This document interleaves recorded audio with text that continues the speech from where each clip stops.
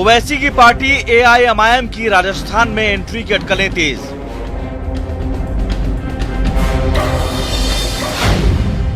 कांग्रेस के कुछ असंतुष्ट मुस्लिम नेताओं के संपर्क में एआईएमआईएम।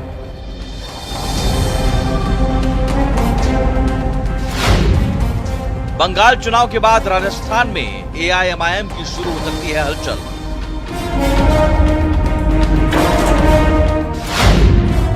ओवैसी की पार्टी के समर्थन में मुस्लिम संगठन चला रहे हैं सोशल मीडिया पर कैंपेन।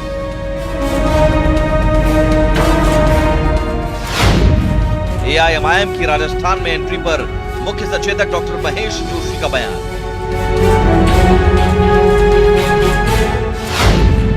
महेश जोशी बोले, बीजेपी के एजेंट के तौर पर कार्य करते हैं ओवैसी। ओवैसी भारतीय जनता पार्टी के प्रधानमंत्री नरेंद्र मोदी जी के एजेंट हैं। वो कुछ भी कर सकते हैं, जो करते हैं उनके इशारे पे करते हैं। महेश जोशी ने कहा, राष्ट्र को कमजोर करने वाले ताकतों से कांग्रेस लेगी टक्कर। कि देश की एकता और अखंडता को मजबूत करने वाली जो ताकतें हैं वो ओवैसी हो चाहे कोई और हो, उनको राजस्थान में नकारेंगे। एआईएमआईएम का राजस्थान प्लान। नमस्कार, बहुत स्वागत है आपका। प्राइम डिबेट देख रहे हैं आप, आपके साथ मैं जेपी शर्मा। बिहार चुनाव के बाद से चर्चा छिड़ी है कि असदुद्दीन ओवैसी की पार्टी भी राजस्थान की आने वाली राजनीति में, आने वाले चुनाव में एक फैक्टर होगी। ये दावा किया जाता रहा है कि असदुद्दीन ओवैसी को ताज़ा दौर में हिंदुस्तान का मुसलमान अपने मसीहा के तौर पर देखता है और उनकी पार्टी को जहाँ जहाँ वो चुनाव लड़ेंगे वहाँ वहाँ हाथों हाथ लिया जाएगा। लेकिन क्या राजस्थान की द्विध्रुवीय राजनीति को, बाइपोलर पॉलिटिक्स को, इसमें कोई तीसरा कोना जोड़ना इतना आसान है? इतिहास में अगर इस प्रश्न का उत्तर खोजें तो इसका उत्तर एक स्पष्ट नहीं के तौर पर मिलता रहा है। बसपा, सपा और आम आदमी पार्टी से लेकर स्थानीय दिग्गजों के खड़े किए हुए दलों को कोई रिमार्केबल सक्सेस राजस्थान में नहीं मिल पाई। इस बीच ओवैसी की पार्टी ये भी तोहमत झेल रही है कि वो भाजपा की बी पार्टी है। उसकी राजनीति का रंग भी उतना ही कट्टर है जितना भाजपा का, और ये दोनों एक दूसरे के लिए कामयाबी का टॉनिक बनते रहे हैं, इस तरह के आरोप लगते रहते हैं। आज इस सब पर प्राइम डिबेट में बहस होगी इन सवालों के जरिए कि क्या प्रदेश की बाइपोलर पॉलिटिक्स में तीसरे की गुंजाइश है?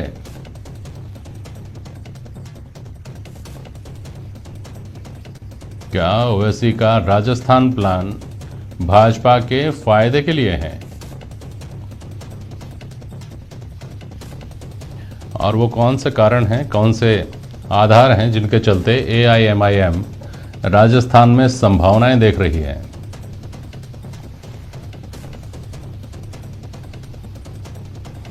हमारे साथ कांग्रेस के वरिष्ठ नेता अब्दुल रज्जाक भाटी साहब हैं, हाफिज मंजूर अली साहब हैं, आप राजस्थान मुस्लिम फोरम का प्रतिनिधित्व कर रहे हैं यहाँ, वरिष्ठ पत्रकार ओम सैनी जी हैं और पंकज मीणा जी हैं, भारतीय जनता पार्टी के प्रवक्ता। बहुत स्वागत करता हूं आप सभी का। पहले मंजूर अली साहब आपके पास आ रहा हूं। जैसा मेरा आखिरी सवाल था कि वो कौन से कारण हैं, कौन से आधार हैं जिनके चलते कट्टर मुस्लिम छवि वाली एआईएमआईएम राजस्थान में अपने लिए गुंजाइश देखती है, अपने लिए संभावना देखती है? असल में आज़ाद हिंदुस्तान के बाद राजस्थान में आमतौर पे पहले किसी ज़माने में जनसंघ हुआ करता था, बाद में भारतीय जनता पार्टी के नाम से जो है सियासत होने लगी और दूसरे पोल के ऊपर कांग्रेस थी। हाँ जी।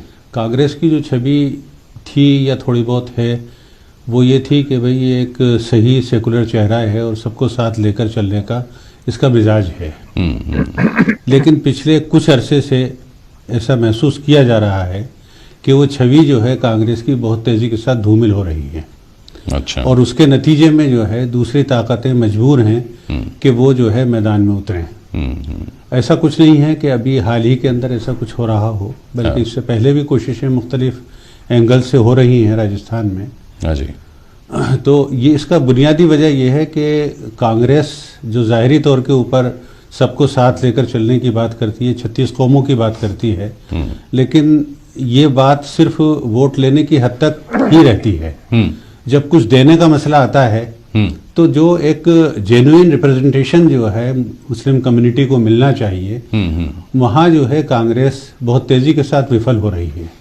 उसके नतीजे में नई नस्ल जो है उसके अंदर एक गुस्सा और एक आक्रोश बढ़ता जा रहा है और वो फिर किसी तीसरी ताकत की तरफ देखने पर मजबूर हो रही है। अच्छा, ठीक है, मैं कुछ सवाल लेकर आऊँगा आपके पास, लेकिन पहले भाटी साहब से इसके ऊपर टिप्पणी ले लूँ जो आपने कहा है। भाटी साहब,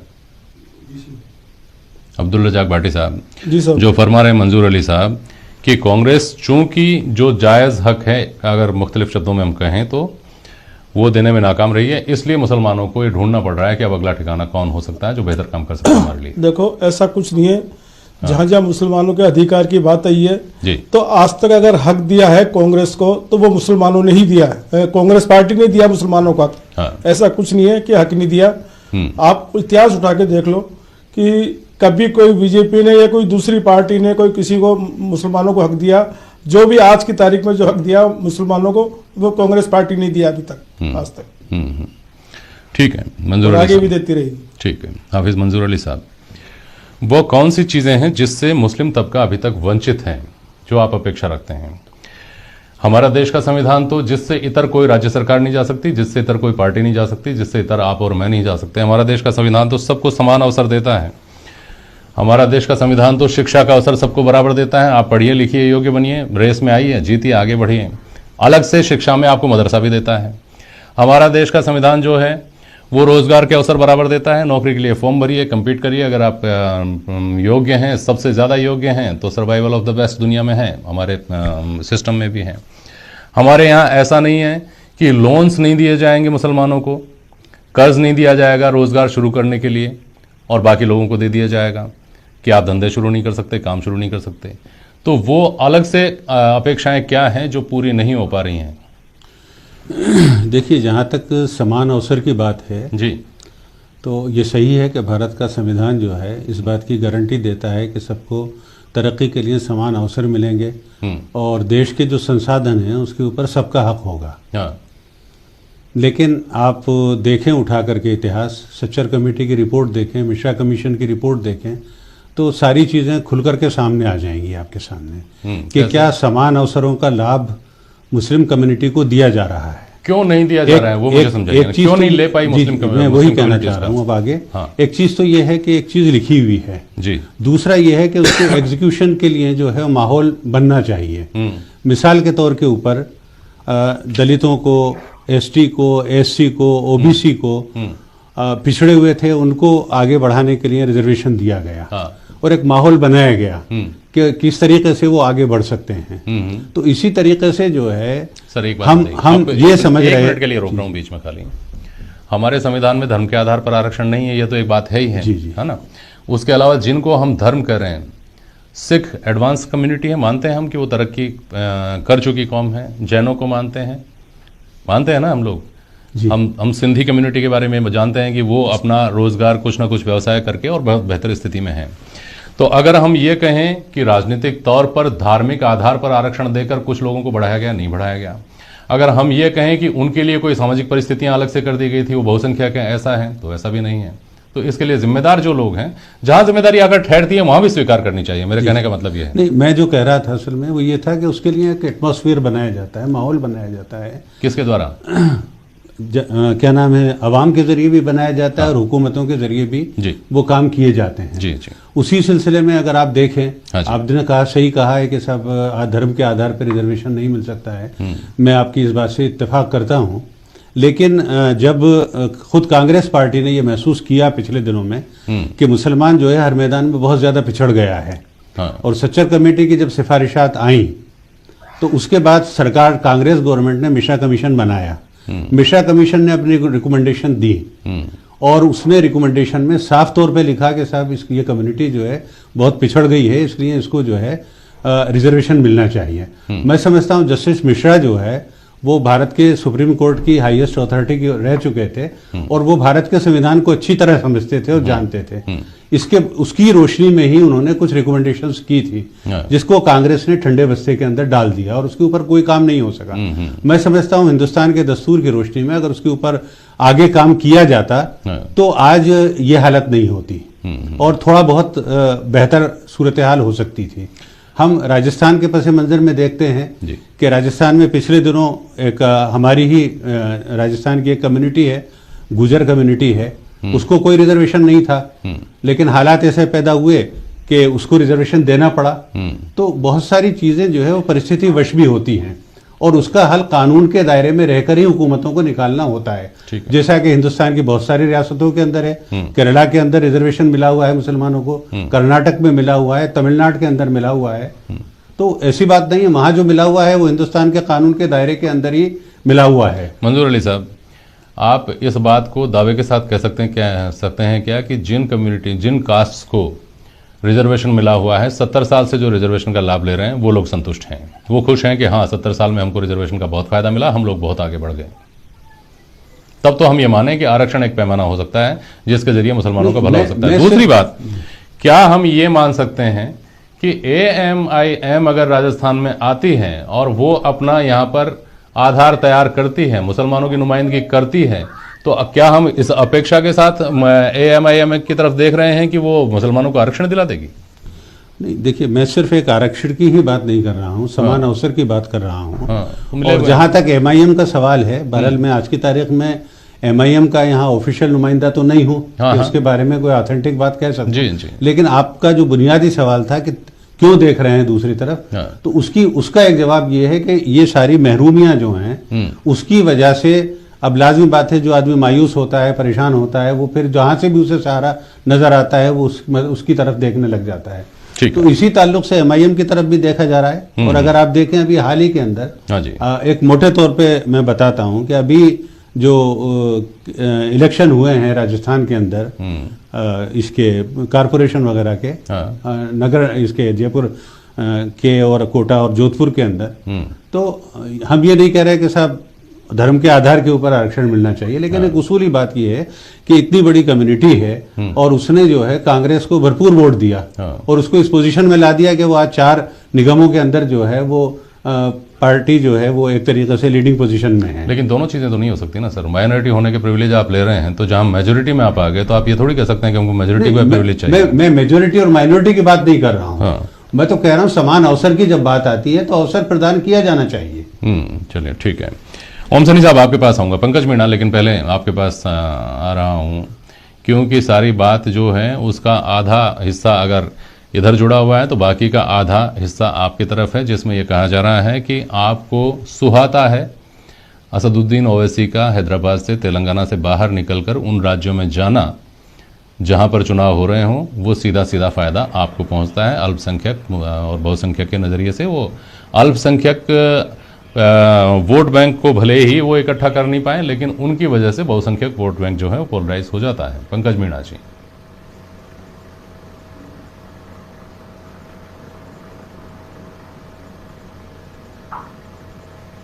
पंकज मीणा नहीं सुन पा रहे हैं हमको।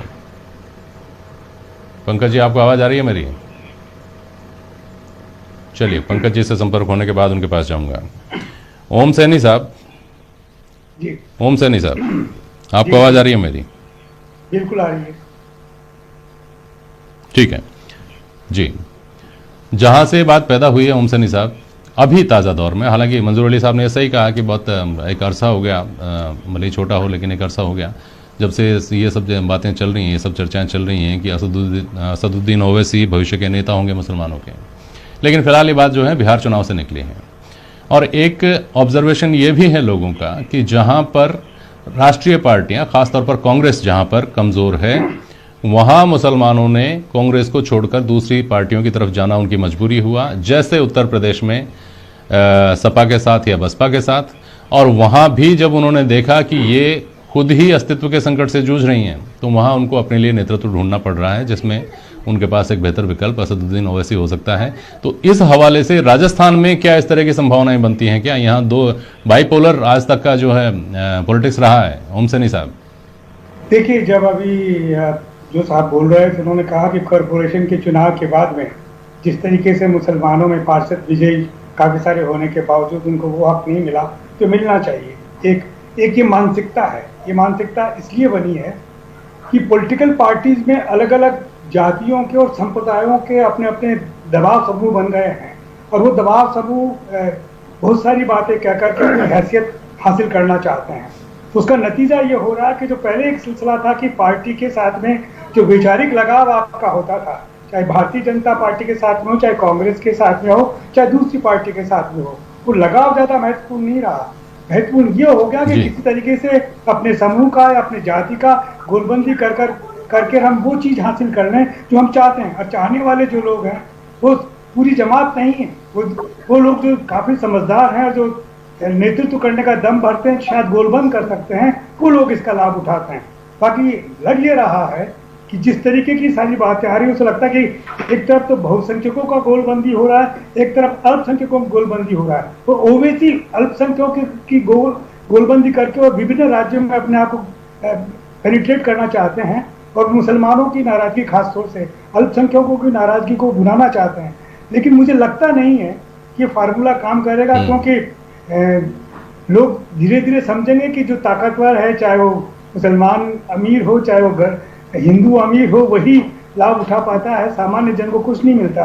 तो एक तरफ तो मिलेगा वोट बैंक के रूप में, जैसे बीएसपी के पास में मुसलमान गए, एसपी के पास में मुसलमान गए, आरजेडी के पास में मुसलमान गए, फिर वहां से खफा हुए तो ओवैसी उनको एक ऐसा जरिया मिला जिसके माध्यम से अपने आप को कह सकें। तो इसलिए बिहार में उनका एक दबदबा दिखा। और ये एक अपने आप में आईना है इन पॉलिटिकल पार्टीज के लिए कि देखें, इतने बड़े समूह को नजरअंदाज करने की चेष्टा ना करें, उनको अपना वाजिब हक दें, उनके साथ में समन्वय बिठाएं। अब भारतीय जनता पार्टी सबका साथ सबका विकास बोलती है, लेकिन टोपी तक नहीं लगाते वो उस तरीके से ना। और इसी तरीके से ये बोलते हैं, कांग्रेस पार्टी वाले बोलते हैं, वो उनके साथ में जब इतना बोलते हैं तो वो अपीजमेंट के रास्ते पर जरूर चले जाते हैं, लेकिन उस तरीके से चीजें नहीं बांटते जिस तरीके से सामान्यतः कांग्रेस सेकुलर पार्टी के रूप में बांटती रही है। यही सब नाराजगी का मुझे कारण नजर आता है। ठीक है, लेकिन इससे आगे हम राजनीतिक हालात की, वर्तमान के जो राजनीतिक हालात हैं उसकी बात करें तो क्या आप राजस्थान के माइंडसेट को, इन जनरल में बात कर रहा हूँ, राजस्थान के जो मतदाता हैं उनके, उसमें इस तरह की कोई गुंजाइश देखते हैं क्या, जहां बसपा आई, दो बार आई, समाजवादी पार्टी ने कोशिश की, 2 सीटें मिलकर के रह गई, दोबारा कोशिश ही नहीं की, आम आदमी पार्टी ने पूरे 200 विधानसभा सीटों के ऊपर चुनाव लड़ने का दावा किया, कहीं अस्तित्व नहीं है। एक आध जो क्षेत्रीय दिग्गज हैं उन्होंने ज़रूर अपनी जगह बनाई अपने दमखम पर, लेकिन उस तरह की सक्सेस, सिग्निफिकेंट सक्सेस नहीं मिल पाई किसी थर्ड फ्रंट को, थर्ड एंटिटी को राजस्थान में। मोहम्मद सैनी साहब, ये राजस्थान में संभव नहीं है। राजस्थान में इस तरह का सोच अभी प्रभावी नहीं हुआ।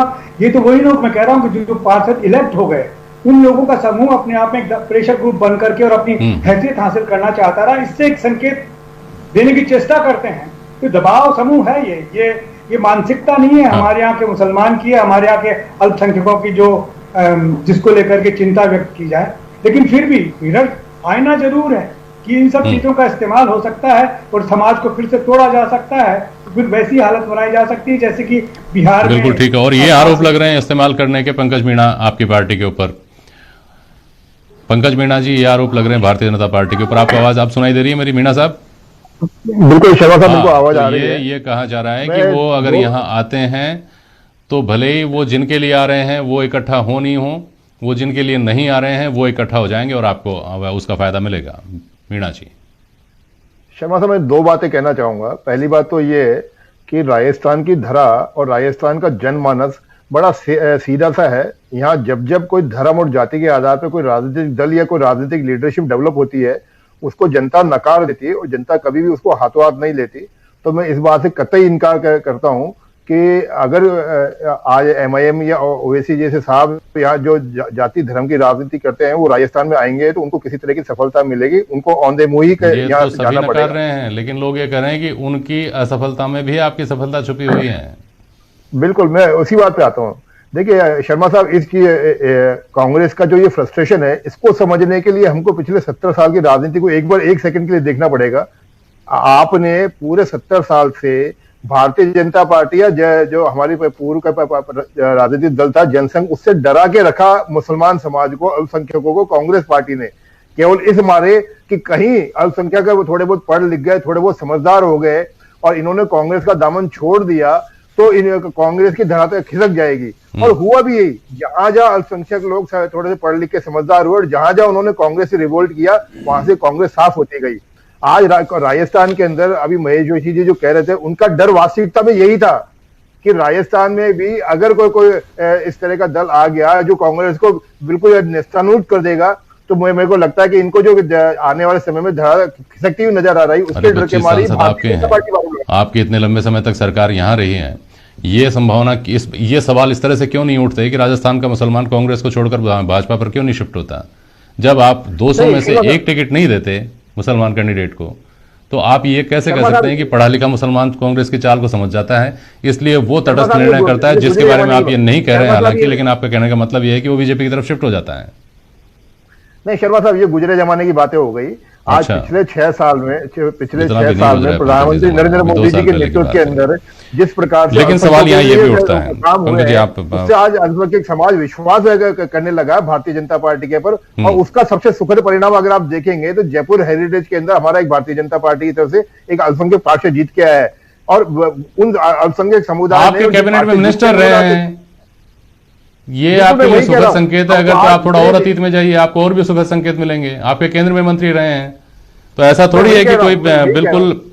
हेलो, सुन रहे हैं पंकज जी? बिल्कुल यही कह रहा हूँ। हाँ बिल्कुल शर्मा साहब, मैं बिल्कुल आपको यही कह रहा हूँ कि अल्पसंख्यक समाज अब पढ़ लिख के समझदार हो गया और वो मानने लगा है कि भारतीय जनता पार्टी उनकी ठीक है। हम अगर आंकड़ों पर जाते हैं, ठीक है पंकज जी, मंजूर अली साहब, समय बहुत कम बचा है चूंकि, अगर हम इन बातों को पैमाना बनाते हैं तो फिर बहुत मुश्किल है इस बात को, इस थ्योरी को ज़मीन पर उतारने की उम्मीद करना कि कोई इस तरह की पार्टियां राजस्थान में, चूंकि 12.7% मुसलमानों की आबादी वाले तेलंगाना में AIMIM के 7 MLA हैं, और राजस्थान में 9% मुसलमानों की आबादी वाले राजस्थान में कांग्रेस ने 2013 में भी 16 टिकट दिए, 2013 में भी दिए 16 टिकट, और 2018 में भी 16 टिकट दिए। अभी मेरे ख्याल में 10 MLA हैं। तो क्या ये रिप्रेजेंटेशन जस्टिफाइड नहीं है? देखिए, एक तो पंकज मीणा साहब ने अभी जो बात कही है, मुझे इससे इख्तिलाफ है। ये जो कुछ एक तब्दीली आ रही है, सिर्फ मुसलमानों में नहीं आ रही है, बल्कि जितने भी महरूम तबकात हैं वो कांग्रेस और बीजेपी दोनों से ही निजात हासिल करना चाहते हैं। ऐसा नहीं है कि साहब मुसलमान कांग्रेस से निजात हासिल करके बीजेपी की गोद में बैठ जाएगा या कुछ हो जाएगा, बल्कि अब बीजेपी को देख करके वो लोग जो कल तक बीजेपी का वोटर था, अब वो बीजेपी से वो भी पीछा छुड़ाना चाह रहा है। और उसका ताज़ा उदाहरण अभी आप देखिए कि बिहार के अंदर जो रिजल्ट्स आए हैं, बड़ी बड़ी पार्टियां छोटी छोटी पार्टियों की मोहताज होकर के रह गई हैं। तो ये एक नया कंसेप्ट जो आ रहा है ज्वाइंट लीडरशिप का या ज्वाइंट गवर्नमेंट फॉर्मेशन का, इसमें छोटी छोटी पार्टियों का बहुत बड़ा रोल हो गया है। मसलन हम हैं, दूसरी पार्टियां 3-3, 4-4 MLAs को लेकर के बात कर रही हैं, तो वही ख्वाब अगर MIM भी देखती है तो उसको बहरहाल ख्वाब देखने का हक है। लेकिन ये जो नेशनल लेवल के ऊपर पार्टियां हैं, चाहे कांग्रेस हो चाहे बीजेपी हो, उन्हें अपनी रविश सुधारनी पड़ेगी, वरना ये इस चीज को वो रोक नहीं पाएंगे। भट्ट साहब, आपने पहले बहुत संक्षेप में अपनी बात बोली थी, एक बार उतने ही संक्षेप में ये बता दीजिए अब्दुल रज़ाक भाटी साहब कि ये नौबत कैसे आ गई राजस्थान में कि कांग्रेस मुसलमानों को कांग्रेस छोड़ करके किसी और के बारे में सोचना पड़ रहा है? देखो, ऐसा कुछ नहीं है सोचना पड़ रहा है। अभी आपने इस चुनाव में भी देखा, ये नगर निगम में भी देखा और विधानसभा में देखा, और फिर 3 साल बता देंगे। ये तो आपस में कोई छोटी मोटी परिवार में कोई बात रहती है, ऐसा कुछ नहीं है। जब 3 साल बाद विधानसभा के चुनाव होंगे, फिर आप देख लेना कि कोई ऐसी नाराजगी नहीं है। और बात ऐसा कुछ नहीं है, छोटी मोटी कोई बात होती है परिवार में, वो बाद में ठीक हो जाती है। ठीक है, अगर अपने रवैये को सुधार लेगी, हो सकता है कि आप जो कह रहे हैं कांग्रेस का रवैया बिल्कुल सुधरा हुआ है, कोई गलत नहीं है। चलिए सर, कांग्रेस बिल्कुल सही। ठीक है, समय हो गया है। बहुत शुक्रिया आप सभी का आज प्राइम डिबेट में शामिल होने के लिए। आज के लिए बस इतना ही।